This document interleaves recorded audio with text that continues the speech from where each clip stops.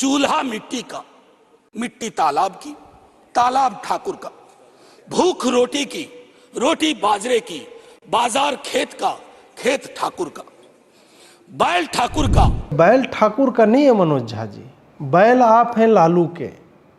आप बैल हैं और चारा जो है वो किसका है वो तो आप समझ ही गए, और आपको वो चारा खिलाया जा रहा है। अगर मैं होता राज्यसभा में तो रात से जीप खींच करके और आसन पर उछाल देते स्पीकर के पास, सभापति के पास। लेकिन ये अपमान नहीं चलेगा, ये बर्दाश्त नहीं होगा।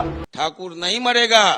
ठाकुर रामायण में है, ठाकुर महाभारत में है, ठाकुर गीता में है, ठाकुर पुराण में है। कुरान में कौन ठाकुर है भाई? कुरान में कौन सा ठाकुर आता है? कौन सी कुरान मतलब इन्होंने पढ़ी है? मैं भी उस कुरान की अगर प्रति है इनके पास तो मुझे अवश्य भेजें।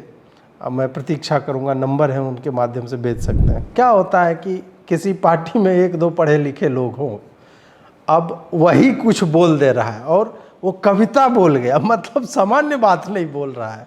सामान्य बात क्या है कि हाँ हम ये दलितों की लड़ाई लड़ेंगे, सामाजिक न्याय होना चाहिए, सड़क टूटी हुई क्यों है, ये सामान्य बात है। उसमें कोई कविता पाठ कर दे तो वो तो लगता है अरे गजब, ये क्या कर दिया, ये तो हमारी पार्टी में होता नहीं था। और इतना विलक्षण बात, बुद्धिजीवियों वाली बात। सही हिंदी बोल लेता है संसद भवन में, माइक वाइक लेके लोग पहुंच जाते हैं, उसी में समर्थक लेने का गजब नहीं बोल दिया एकदम। बैल ठाकुर का, हल ठाकुर का, हम बैल तुम चारा, ये सब करके चल रहा है। ये क्लेम कर रहा है कि नहीं ठाकुर हम सबके भीतर। भाई तुम्हारे भीतर हो सकता है ठाकुर घुस गया हो, मतलब आधा जेनेटिकल अगर तुम्हारा देखा जाए तो हो सकता है कोई ठाकुर वाकुर कुछ हो गया हो, तो तुम अपने भीतर के ठाकुर को निकालो ना। तुम बाकी पे काहे मतलब उनमें काहे मिक्सिंग कर रहे हो कि उनके भीतर ठाकुर बैठा हुआ है। मेरे भीतर ठाकुर नहीं बैठा हुआ है, मेरे भीतर मेरे बाप का रक्त और मेरी माता जी का है। तुम्हारे में अगर मिक्सिंग हो गई इस तरह की तो वो आप जांच करवाइए। दोस्तों, बिहार की राजनीति में पिछले कुछ दिनों से एक कविता ने जो है भूचाल टाइप का मचा रखा है। वैसे बिहार की राजनीति में तो हमेशा ही पिछले 35-40 वर्षों से तो भूचाल ही मचा हुआ रहता है, लेकिन अभी जो है एक कविता के कारण उसमें जो है ठाकुर और ब्राह्मण, इसको लेकर के एक विवाद जो है उत्पन्न हो गया है। उसी में आपने अभी कुछ लोगों के बयान के क्लिप्स भी देखे, हम पूरे क्लिप्स भी आपको दिखाएंगे बयान के।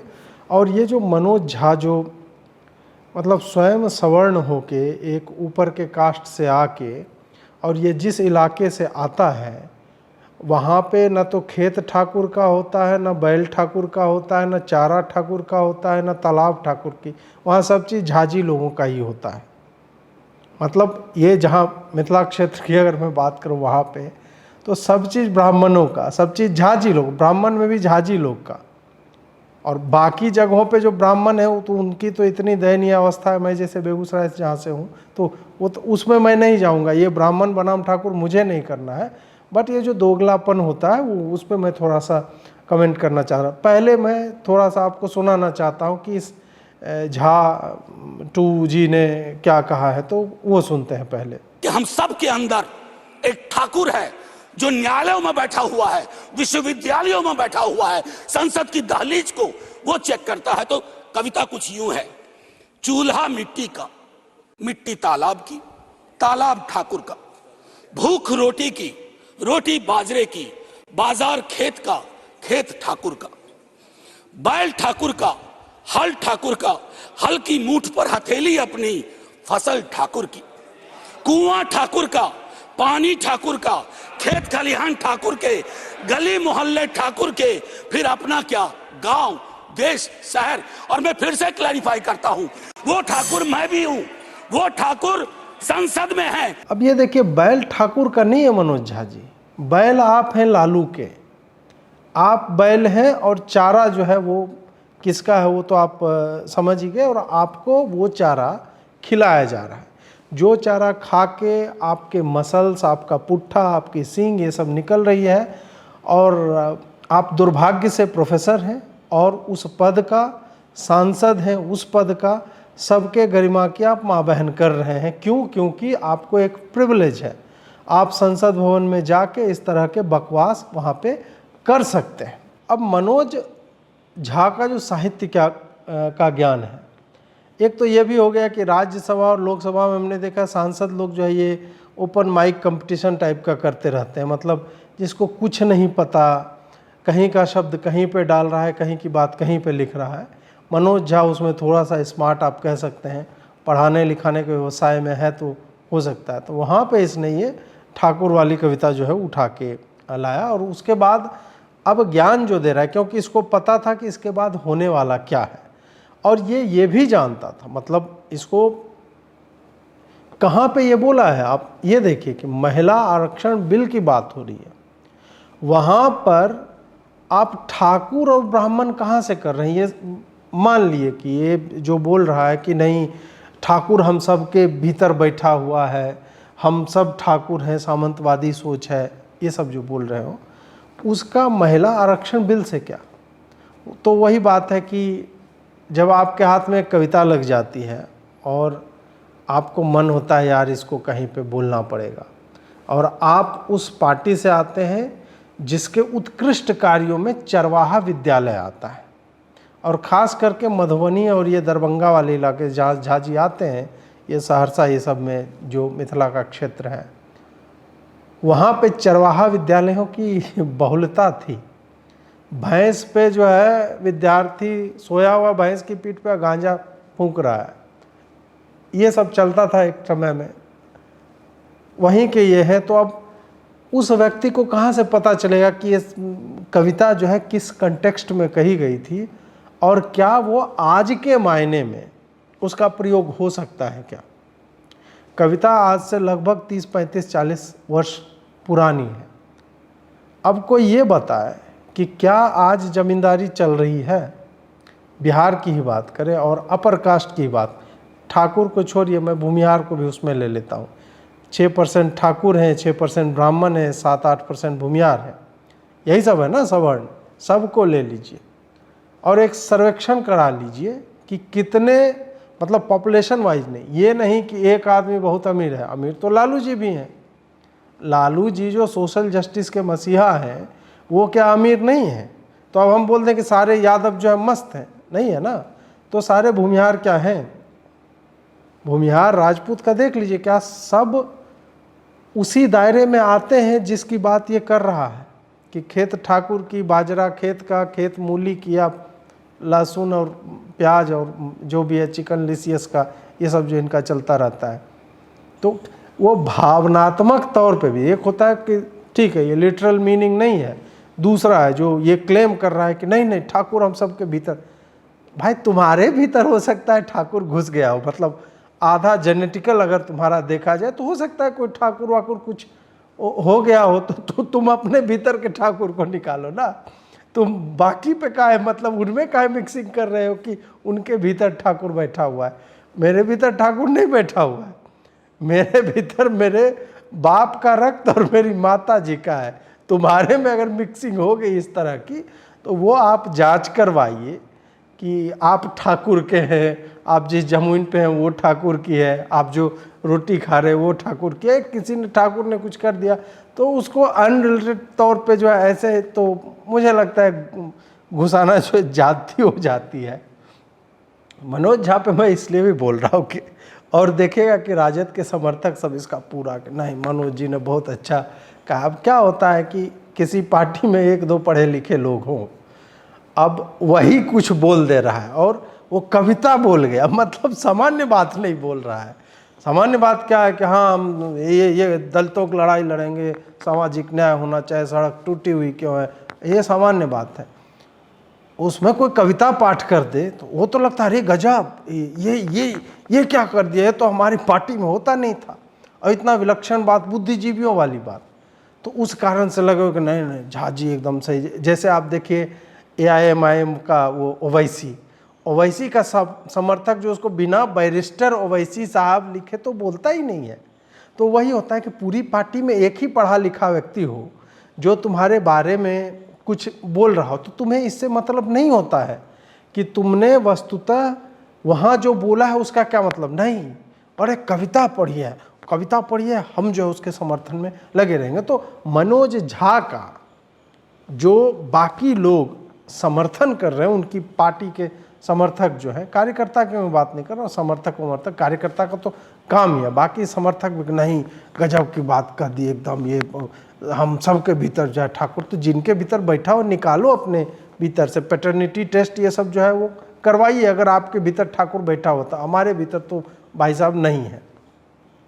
झा जी एक और कांड किए थे हाल ही में, उदयनिधि स्टालिन का बयान आया था, तो बोलते कि नहीं वो तो मुहावरा है, हम तो स्कूल कॉलेज गए नहीं, हमने मुहावरे और लोकोक्तियाँ का तो चैप्टर पढ़ा ही नहीं है। हम मतलब ठीक है कि लालू जी के समय में बिहार की शिक्षा व्यवस्था जो है वो इतनी उत्कृष्ट हो गई तो बच्चे स्कूल नहीं जाते, सीधा कॉलेज चले जाते थे, उस टाइप का था।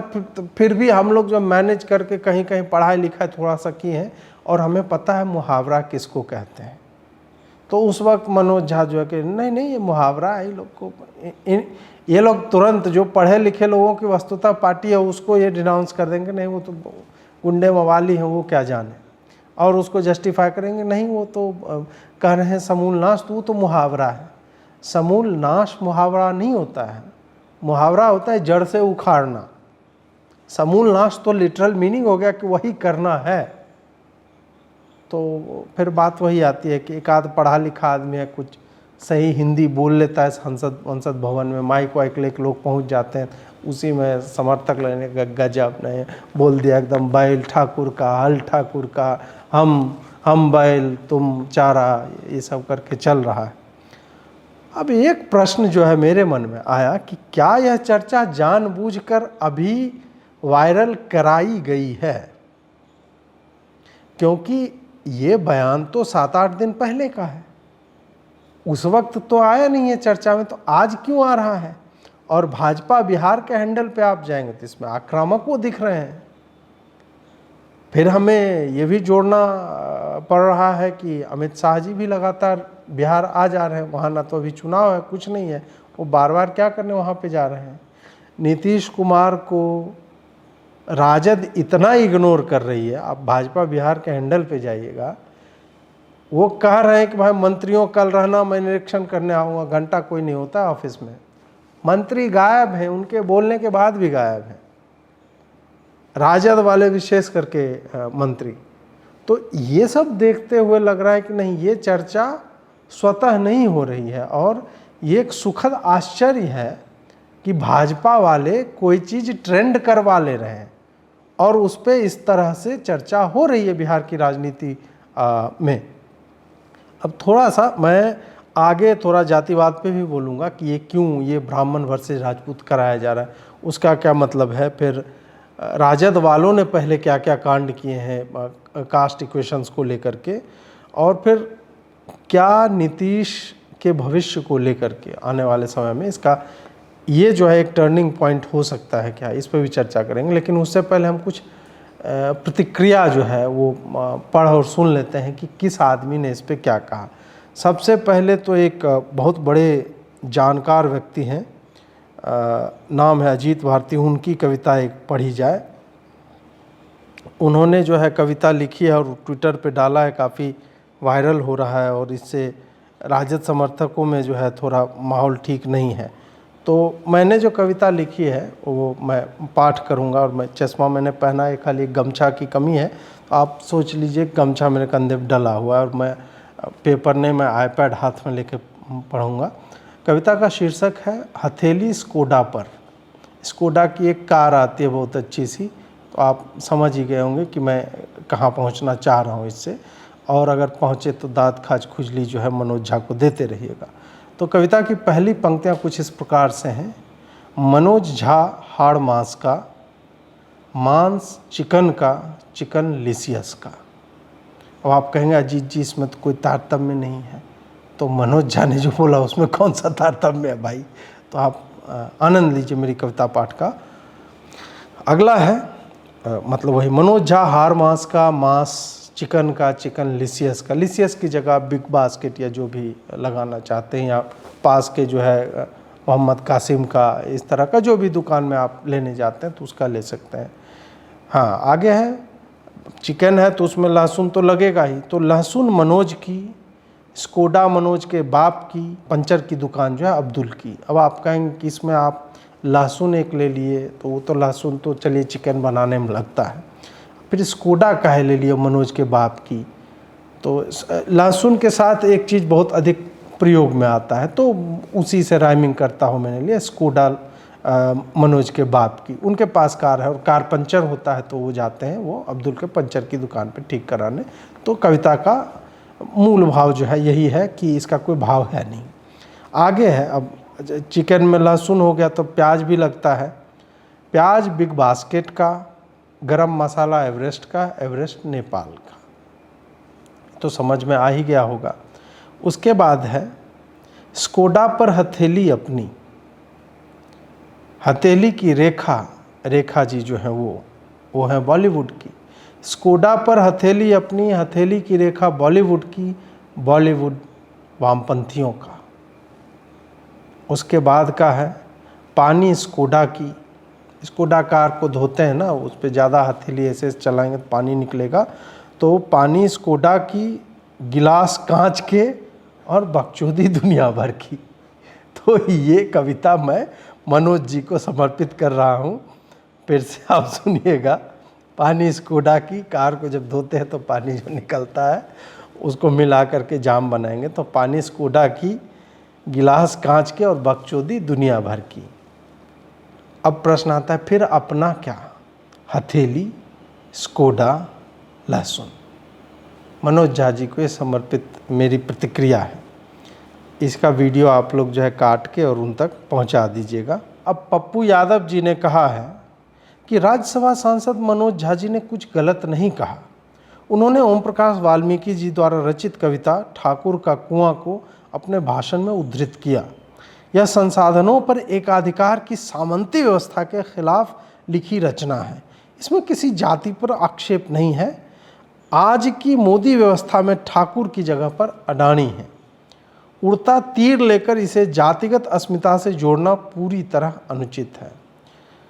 मतलब जब देखिए बिहारियों का दुर्भाग्य देखिए कि पप्पू यादव जो है वो साहित्य विवेचना कर रहा है, कविता समीक्षा कर रहा है। पप्पू यादव के ऊपर किस तरह के आरोप हैं, बिहार में उसके आतंक का क्या क्या मतलब घटनाक्रम हमने झेला है, वो आप पढ़ के उसके बारे में थोड़ा सर्च कीजिएगा, आपको पता चल जाएगा। ये आदमी साहित्य मतलब कविता की समीक्षा और उस पर जो है अपने रिव्यूज़ दे रहा है और बोल रहा है कि उड़ता तीर लेकर इसे जातिगत अस्मिता से तो आप में तो तीर जाएगा भी नहीं पप्पू यादव जी। आपके लिए तो पूरा लचलचाता हुआ बांस होना चाहिए। ये जो आपने तो बांस ले लिया है। मतलब जिस आदमी को देख करके मैं बॉडी शेमिंग नहीं करना चाहता और नहीं करूँगा, फिर भी साइज के साथ बाकी लोग उड़ता तीर ले रहे तो आपने तो बम्बू ले लिया है। आपको किसने बोल दिया इसमें कूदने के लिए? आप तो इसमें ना पार्टी है कुछ नहीं, ना आप मतलब किस पार्टी के हो आप मतलब किसका यहाँ पे प्रतिनिधित्व कर रहे हो? और इसमें अडानी कहाँ से आ गया? अडानी ठाकुर है, अडानी तो बनिया है मेरे हिसाब से। तो ऐसे तो लोग हैं। वही होता है कि बचपन में पढ़ लिख लेते थोड़ा सा तो ठीक रहता, लेकिन कहाँ ये सब पढ़ पाते हैं। ये चर्चा में तब आया ये पूरी कविता दोबारा जब चेतन आनंद, जिनके पिता आनंद मोहन हैं, आनंद मोहन हाल ही में छूटे हैं, उम्र कैद की सज़ा जो है वो भोग रहे थे एक मर्डर के कारण, विधायक की हत्या के कारण। उनके सुपुत्र हैं, उन्होंने दिल पे ले लिया और पूरा मतलब लिखा जाने लगा कि नहीं ठाकुर समाज जिंदा कौम है और हम जो है इस पे किसी भी तरह की अभद्र टिप्पणी जो है वो नहीं चलेगी। उन्होंने और भी बहुत कुछ बोला भी है। बोलते बोलते थोड़ा सा वो जो है सेकुलर टाइप के भी हो गए वीडियो में। हालांकि ट्वीट में उन्होंने पूरा ये किया और बाद में वीडियो में थोड़े सेकुलर टाइप के हो गए, क्योंकि जिस पार्टी से आते हैं तो उन्हीं के सांसद हैं, तो उससे तो पता चलता ही है। इनके पिताजी ने क्या बोला वो सुनिए। अगर मैं होता राज्यसभा में तो राख से जीप खींच करके और आसन पर उछाल देता स्पीकर के पास। सभापति के पास। लेकिन ये अपमान नहीं चलेगा, ये बर्दाश्त नहीं होगा। तो इनके पिताजी कह रहे जीभ उब खींच के मैं मतलब फेंक देता राज्यसभा के जो चेयरमैन है उसकी कुर्सी की तरफ। अब बात यह है कि अचानक से, अब जैसे बिहार में उस तरह से राजपूत और ये ब्राह्मण ये सब की राजनीति होती नहीं है, क्योंकि ये बहुत छोटे छोटे माइनॉरिटी हैं वस्तुतः, 6% 5% इस तरह के। और आपने कभी सुना नहीं होगा कि ये उस दौर की याद दिलाता है जिसके आगे हम चर्चा करेंगे, जब ये MCC, रणवीर सेना और इस तरह के मतलब सेनाएं थी, कास्ट बेस्ड जो था उसको लेकर के। यहाँ पे जो ये जीभ निकालने के वो ठीक है, इनकी बातें आपस में चलती रहे, ऐसे माहौल जो है वो ठीक रहता है। लोग कुछ, किसी ने कुछ बोला, किसी ने कुछ बोला, ऐसे ही चलते रहना चाहिए। संजय सिंह जी हैं, जनता दल यूनाइटेड के हैं, वो क्षत्रिय महासभा में ही गए थे एकदम, वहाँ पे तो रहा नहीं गया और वो जो बता रहे हैं सुनिए। ठाकुर आग है, उसको आग मत लगने दो। अगर आग लग जाएगा कोई ऐसा दमकल नहीं बना उसको हम पानी से मिटा देगा, बना देगा। मैं चेतावनी देता हूं मनोज झा जी को, अगर बयान से बचे। हमारा नेता सभी जाति धर्म को जोड़ने का काम करते, आप तोड़ने का काम करते। अरे छत्री तो ब्राह्मण को गले लगाता है, उसका पैर छूता है। हमको तो लगता है कि आप ब्राह्मण कुल में जन्म नहीं लिए मनोज झा जी। हम लोग कोई मौका नहीं है, हाथ में चूड़ी नहीं पहने हैं। आपका जवाब हमारा क्षत्रिय समाज देगा, चिंता मत करो। क्षत्रिय कुल अगर प्यार से गर्दन मांगोगे तो गर्दन भी दे देगा, या गर्दन काटने का हो तो गर्दन भी काट देंगे, चिंता नहीं करो। ऐसे नहीं छेड़ना चाहिए किसी ठाकुर को। ठाकुर ने बताइए क्या क्या नहीं किया है। ठाकुर देश की रक्षा करते हैं, ठाकुर ने इस तरह के सांसद दिए हैं और पूरा उन्होंने मतलब बताया, आपने स्वयं ही सुना ही होगा। फिर एक महेश्वर सिंह हैं, उनका भी बयान आप सुन लीजिए इस पे। वो रात में सपना देख लिए होंगे, ये कोनो ठाकुर उठा पटका है, समझे ना, रात में सपना देखे होंगे। ठाकुर देश के लिए बलिदान दिए हैं, देश के लिए अपना प्राण निछावर किए हैं। और पोखर जो कविता वो पढ़े हैं, बोकस कविता, तो ठाकुर को ये नहीं देखे कि सार्वजनिक रूप से पोखर था, गाँव के गरीबों को मीठा जल प्राप्त होता था। तो ये भोंपू बनकर चारों तरफ अपना जो वहाँ पर बोले। कौन भोपू कौन? अरे मनोज झा जी, और कौन? भोंपू नहीं तो क्या है। महिला बिल पर आरक्षण पर बात हो रही थी और चले गए ठाकुर पर। क्या मतलब है इसका? इसका मतलब क्या है? कहीं ना कहीं रणनीति के तहत ही अपना बोले हैं, और नहीं तो बोलोपन किया है, भोंपू बनकर बोले हैं कि हमारा नौकरी सुरक्षित रहे। महेश्वर सिंह ने भी मतलब कुछ अनुचित नहीं कहा है, जिस संदर्भ में है मुझे लगता है कि ठीक ही है महेश्वर सिंह का। और एक नीरज बबलू है, उन्होंने जो है जाति विशेष पे बोला है, तो उनका भी सुन लीजिए। कविता में ऐसा कोई ठाकुर का विरोध नहीं, ठाकुर शब्द का इस्तेमाल है, लेकिन आप कविता के माध्यम से उस ठाकुर शब्द को कहीं न कहीं बदनाम करने की कोशिश कर रहे हैं। आप कह रहे हैं कि हमारे अंदर के ठाकुर को मारना है। क्या मतलब? आप क्या संदेश देना चाहते हैं कि आपके अंदर जो ठाकुर है वो क्या गलत है? ठाकुर इसका मतलब गलत है? आपको अगर लग रहा था कि हमारे अंदर कोई बुरी बात है, कोई बुरा चीज है, तो आप कहते हैं हमको अपने अंदर के रावण को मारना है।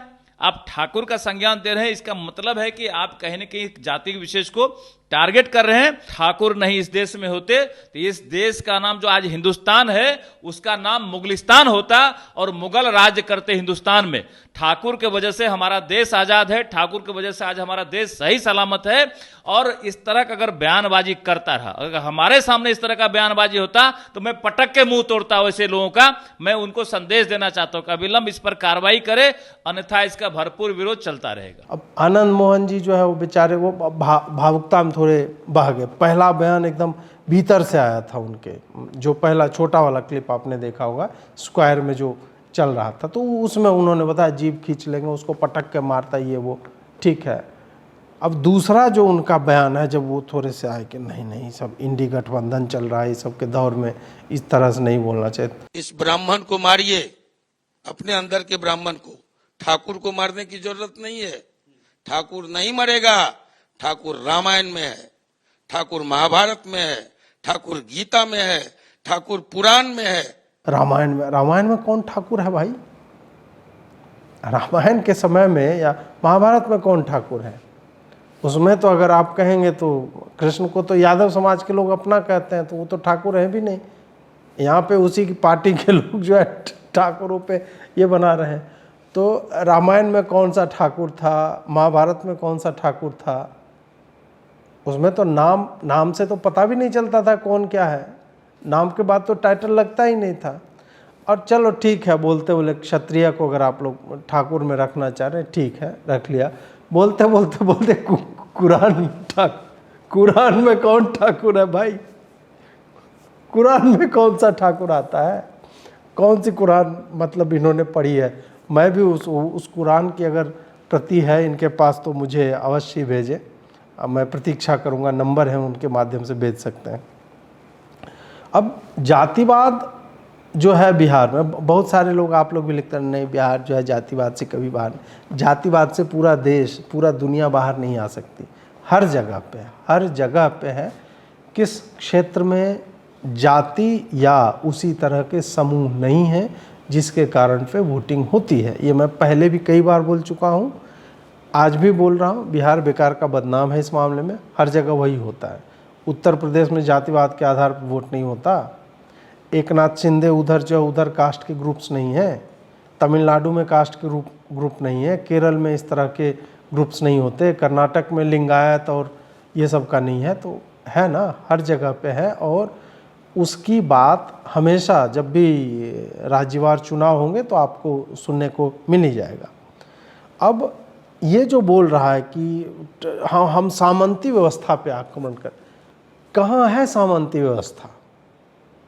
वामपंथियों का ये बड़ा ही अच्छा सा है कि जो चीज़ एक्चुअल में जब नहीं होता, मान लीजिए कि किसी रैंडम आदमी ने किसी रैंडम कारण से किसी को मारपीट दिया और उसमें ना इनको भाजपा का एंगल मिल पा रहा है, ना कोई कास्ट का एंगल मिल पा, तब क्या बोलते वामपंथी पता है?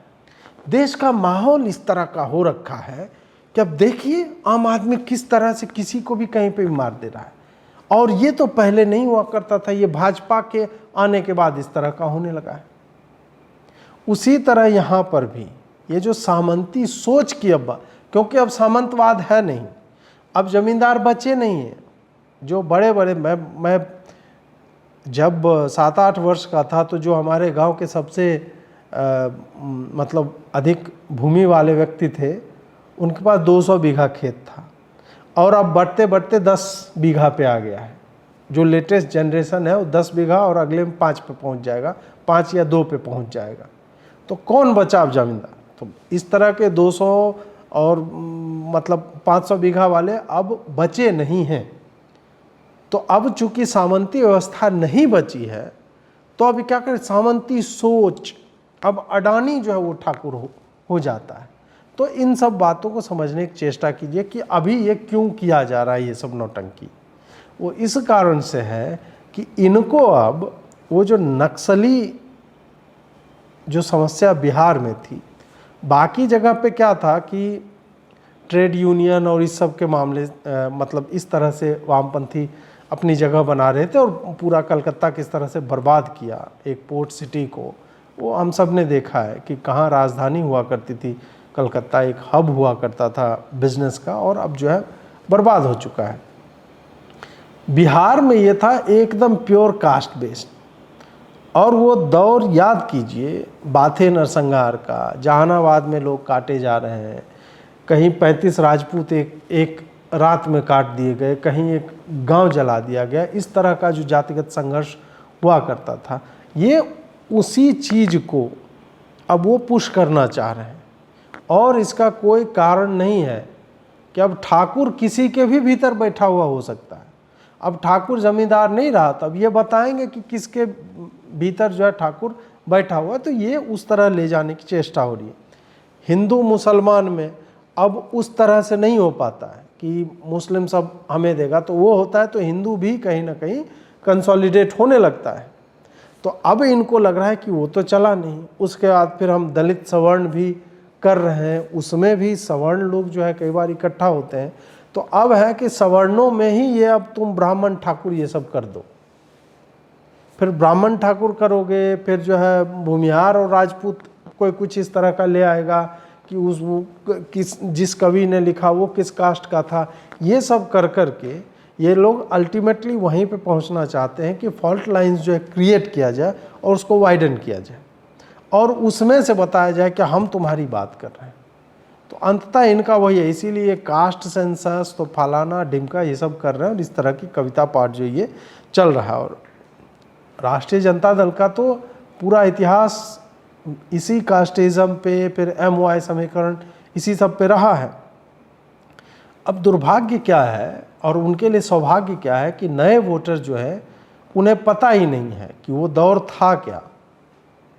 85, 90, 95, 2000 तक का वो जो समय था वो क्या था, उस वक्त क्या चल रहा था बिहार में। अपहरण का उद्योग जो था, एक व्यवस्थित आपराधिक उद्योग चल रहा था बिहार में। हर दिन कोई ना कोई मारा जा रहा था। शहाबुद्दीन जो है राज कर रहा था।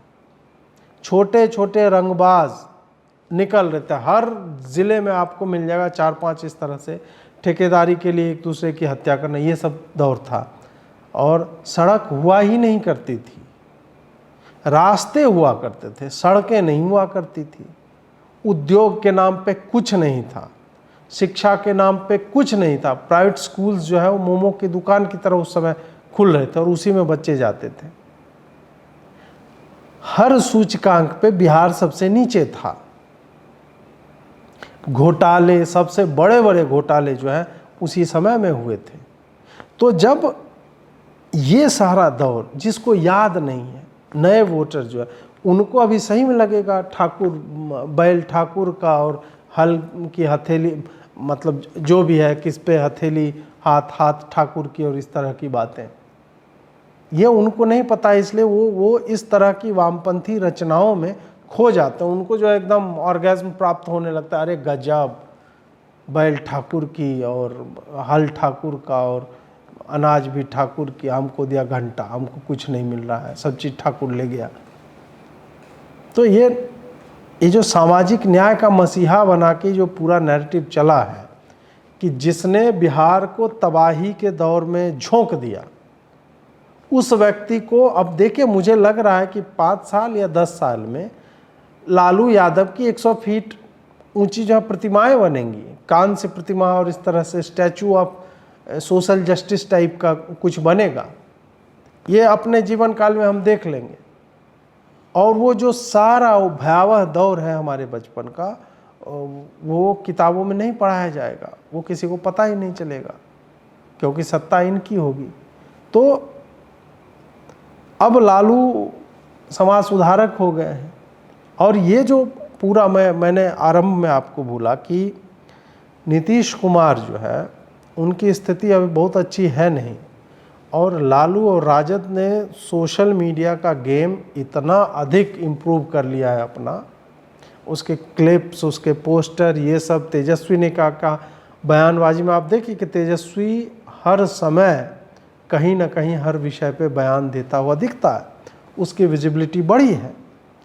नीतीश को लालू जो है ना वो निचोड़े जा रहा है, दोनों हाथ से निचोड़ रहा है और उसका एक एक बूंद निकाल लेगा। लालू बहुत घाघ पॉलिटिशियन है और नीतीश को डिमीन किया जा रहा है, डिमोरलाइज किया जा रहा है, ताकि तेजस्वी अपने आप बड़ा दिख जाए। आप सोचिए कि मुख्यमंत्री जा रहा है और मंत्री है ही नहीं, भटक रहा है। औचक निरीक्षण करने पहुंचे थे नीतीश जी, कोई नहीं मिला। ये कहने के बाद कि हम करेंगे, आप लोग कल रहिएगा, कोई नहीं था। ये क्या है? ये मैसेजिंग जो है ना वो है। और अभी के समय में फिर इसका वायरल होना ये बताता है कि कहीं ना कहीं अभी बीच में हम लोग संभावनाएं और अटकलें ये सब भी चल रही थी कि अभी मुझे लगता है कि भाजपा के किसी आयोजन में भी नीतीश जी गए हुए थे, तो वापसी की बातें चल रही है। लेकिन वापसी उस तरह से नहीं होगी जैसे आप मान रहे हैं कि नीतीश जी सीएम बने रहेंगे, नहीं, इसकी संभावना मतलब नगण्य है। ये हो सकता है जो मैं देख पा रहा हूँ कि अब वो बिहार की राजनीति से बाहर चले जाएंगे, जदयू पार्टी रहेगी, बट मुख्यमंत्री जो है भाजपा का होगा और जदयू का जितना सीट है उस हिसाब से रहेगा और राजद विपक्ष में बैठेगी। ये होता हुआ मुझे दिखता है, क्योंकि राजद जो है जब तक सत्ता में रहेगी, जितने दिन रहेगी उतनी जो है उसकी स्थिति जो है वो अच्छी होती चली जाएगी। उसके पास पैसे आते चले जाएंगे, उसके पास जो कनेक्शंस होते हैं इधर उधर ये सब, उस कारण से उसका प्रभाव, व्यापकता उसकी बढ़ती चली जाएगी और फिर वो एक फॉर्मिडेबल अपोनेंट बन जाएंगे। इसलिए उनको सत्ता से हटाने के लिए अब भाजपा को कुछ ना कुछ करना होगा। तो ये चीज़ आपको वायरल होती दिखती है।